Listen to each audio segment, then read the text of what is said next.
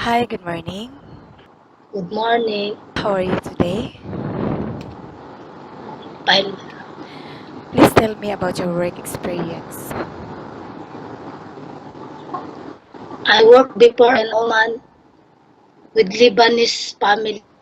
I look after two kids and now I'm working Dubai. I look after also two baby here. Okay, and how old are the children? One 5 years old and the other one 9 months. Okay, and what is the nationality of your employer? Emirates, Emirate. Okay, how long did you work with them? 4 years. And why you decided not to continue your contract? Because they not giving increase my salary. How much salary are you looking for? 1,500 What is your there. favorite task? It is cooking, cleaning, or babysitting?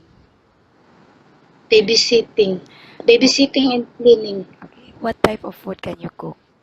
I know how to cook. Okay, but are you willing to learn? Yes. Do you know if the baby is sick? When she's not eating well, not playing well, Okay, and and the body is hot, if the employer is not in the house and the child got sick, what is the first thing that you would do? we'll call her Okay. Do you consider yourself lucky and why? Lucky. Yes. I'm here working in abroad. Okay. And what are your hobbies? Hobbies.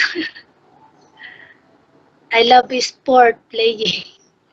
How long do you want to work here in UAE for? How many years? 4 years. Do you think you would be a good full-time housemate to your new employer? Yeah, yes. Why? Because I have a lot of experience now.